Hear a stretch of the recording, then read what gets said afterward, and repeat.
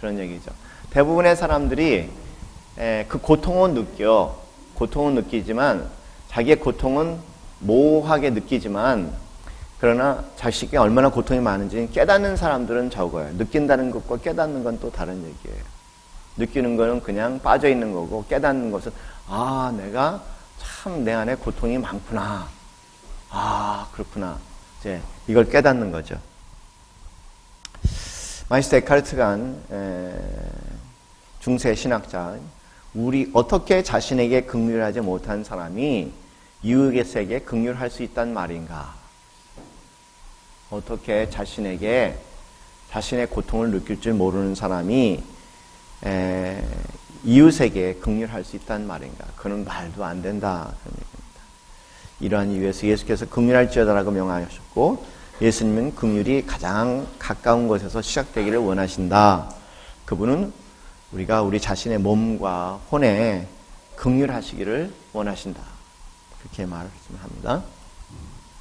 긍휼에 대해서 이제 여러분 되게 긍휼을 생각하면 다른 사람들에게 대해서 긍휼한 것만 생각을 하시잖아요. 우리 보통 긍휼. 근데 우리는 이제 자기 긍휼을 얘기하는데, 이 자기 긍휼이라는 것은 그냥 다른 사람을 대하듯이 내 자신을 대하는 겁니다.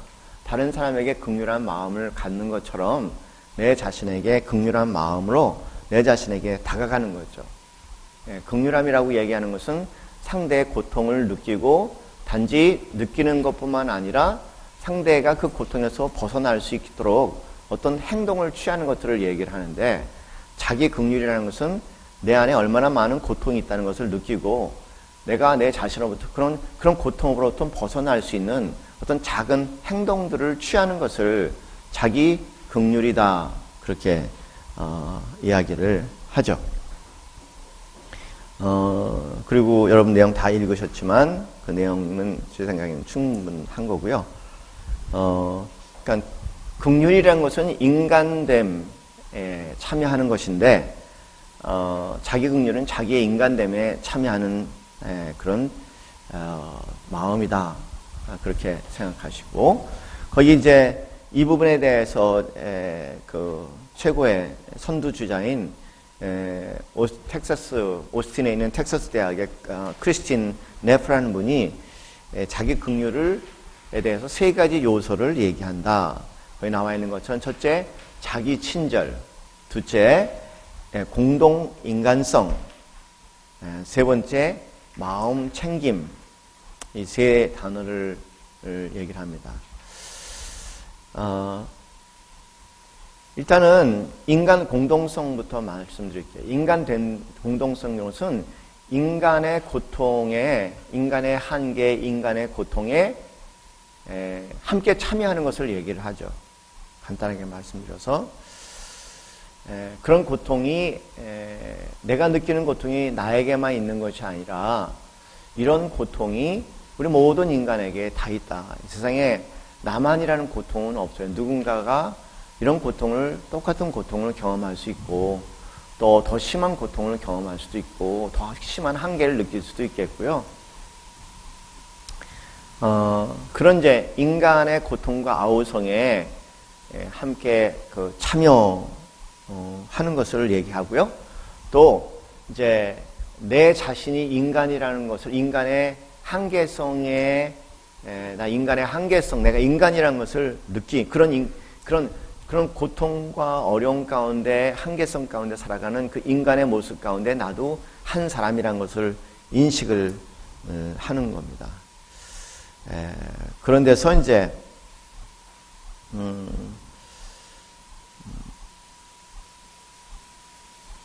그런 마음에서 자신의 고통을 바라보는 것을 얘기하고요. 여러분이 어떠세요? 이렇게 이런 그 고통 가운데 있는 사람을 보면은 아예 안 됐다. 저 같은 경우는 이제 그저께도 TV를 보다가 TV에 이제 그 어려운 분들 나오시고 그 전화 돌리는 거 있죠. 보다가 그냥 보는 정도가 아니라 저게 좀 도움이 됐으면 좋겠다. 그래서 맥시멈으로 3통을 걸 수 있으니까 맥시멈으로 3통을 건 거예요. 상대가 그런 고통에서 조금이라도 벗어날 수 있었으면 좋겠다는 마음에 어떤 일종의 친절의 행동을 하는 거죠. 그래서 그 고통을, 내 고통을, 인간으로서의 나의 고통을 느끼고 동시에 그런 분들에게 조금 더 친절한 것처럼 그런 고통에 참여하고 그 고통을 좀 상쇄시키기 위한 어떤 행동처럼 그런 친절한 행동을 나에게 하는 이 자기 친절함이 포함되어 있고, 그 다음에 이 고통을 바라보는, 그렇게 하려면 이 고통을 바라보는 자세가 마음 챙김의 자세여야 된다. 이 마음 챙김이라는 단어가 요새 많이 등장합니다. 불행스럽게 이제 영어로는 mindful이라고 얘기하는데 해석을 마음 챙김이라고 얘기했고, 이 mindful이라는 마음 챙김이라는 단어를 해석한 사람들이 우리나라에는 불교도들이에요. 불교도. 그러니까 누가 이 단어를 먼저 접하고 누가 해석하느냐에 따라서 해석이 달라져요. 불교도가 해석하는 거. 그 보면 여러분 이제 가톨릭 사람들이 어느 책을 접하고 해석하면 꼭 하나님이라고 하지 않고 뭐라고 그래요?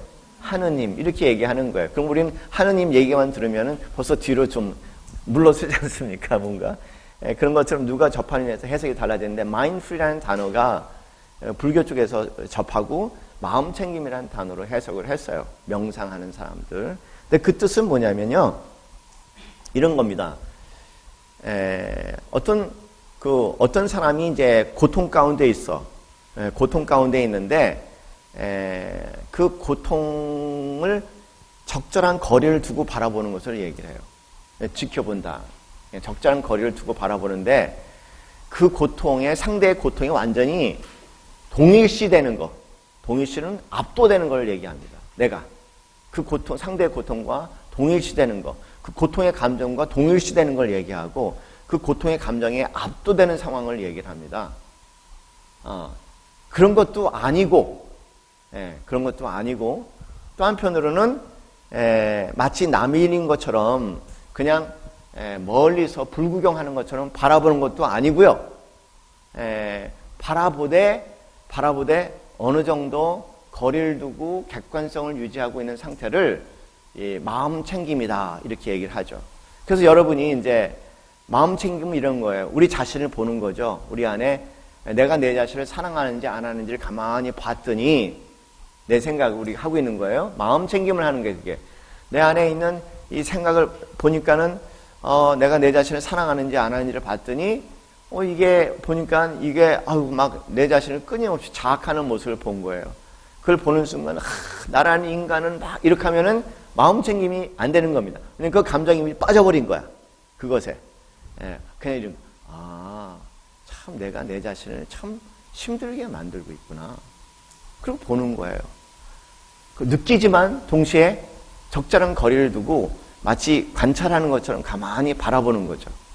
그 다음에 마음 챙김하는 사람은 그래, 내가 내 자신을 이렇게 힘들게 하는구나. 다른 사람이 힘들게 하는 거야. 내 자신을 이렇게 힘들게 만드는구나. 참 그렇구나. 라는 마음 챙김에 항상 깨달음이 있어요, 거기에. 그렇구나. 이런 게 나와요, 마음 챙기면. 그렇게 하는 거구나. 그리고 난 다음에 이제, 그러니 내가 내 자신에 참 힘들게 하는구나. 그리고 또 가만히 보니까는 이게 뭐 나뿐만 아니라 많은 사람들이 이런 고통을 참여하고 있는데 마치 나만이 이런 고통에 빠져 있는 것처럼, 나만의 불행인 것처럼, 오로지 모든 사람은 행복하고 나만 불행에 빠지는 것처럼 그렇게 보고 있구나. 참 기가 막히다. 참 나보다 불행한 사람도 얼마나 많은데, 이걸 이렇게 보고 있구나. 참 그것도 신기하다. 그럼 마음 챙기면 이런 깨달음을 계속 주는 거예요. 그러고 난 다음에 거기서 머무르는 것이 아니라 긍휼이라는 것은 항상 어떤 행동을 수반하거든요. 이런 상태에 있는 나에게 나를 어떻게 벗어나게 해줄 수 있을까? 좀 다른 그런 그 건강한 감정을 느낄 수 있도록 도와줄 수 있을까? 그것을 자기 친절 행위라고 얘기하죠. 그래서 자기 긍휼이라는 것은 세 가지 요소를 갖고 있다는 겁니다. 마음 챙김, 그다음에 인간의 고통에 함께 참여하는 공동의 인간성, 그다음에 자기 친절, 이 세 가지 요소가 있는데, 여러분 그 7쪽에 이제 자기 긍휼에 대한 연구 보고서가 이제 자세히 나와 있어요. 굉장히 많죠, 그죠? 그냥 그거 제가 지금 여러분이 보고 있는 자료가 한국에 없는 자료들, 다 미국에서 나온 자료들을 제가 하나하나 이제 번역을 하면서 하다 보니까 제가 지난 2주 동안 굉장히 고생 많이 했어요. 하다가 어떤 때는 그냥 했다고 생각했는데 하다가 그냥 넘어간 부분도 있어갖고 이렇게 읽다 보면 이 타이핑 에러도 굉장히 많고 나도 인간이라는 것만 여러분이 느끼시고 나 볼 때마다 나도 짜증이 나거든요. 그럴 때마다 아니야 상황과 조건을 바라보면 네가 한 최선이야. 네가 뭐래도 뭐 할 수 없지 어떻게 없는 것보단 나은 거지 뭐. 너 참 대단하다. 2주 동안 제가 그냥 시간 하루에 5시간 많이잖아요. 뭐 6시간 잤나 계속 작업했어요 이걸. 네, 감사합니다. 표현해 주셔서 감사합니다. 그런 작업을 여러분 한국에 최초로 이런 자료들을 접한다고 생각하시면 되고요. 미국에서도 보면 지난 한 10년 동안 연구된 자료들이 다들 너무 좋은 자료고 너무 기뻐요. 이런 자료들이 나온다는 것이 제가 마음에 다 공감하고 이 부분이 있어야 될 텐데 라고 생각할 때도 누가 벌써 한 10년 동안 연구를 하고 있었던 거예요. 이게 딱 그렇게 맞아요. 참 신기해요 그런 게. 그래서 제가 볼 때 제 자신이 미국보다는 한 10년, 15년 뒤지는 것 같아요. 제 생각이에요. 이게 있었으면 좋겠는데 라고 딱 상상을 보면은 최근 게 나와 있어요. 그게요. 그래서 찾아낸 건데 자기 긍휼에 대한 자세한 이제 보고서 나오고요. 뭐 여러분 느끼신 것 같이 굉장히 좋습니다. 그렇죠? 굉장히 좋고 제가 한 가지 좀 설명드리고 싶은 것은 그럼 8쪽에 나와 있는 그 4번에 대한 설명을 제가 좀 말씀을 드릴게요. 그 4번에 대한 설명이 밑에 주석에 붙어 있어요. 그래서 주석을 제가 설명드릴게요. 요새 연구되고 있는 게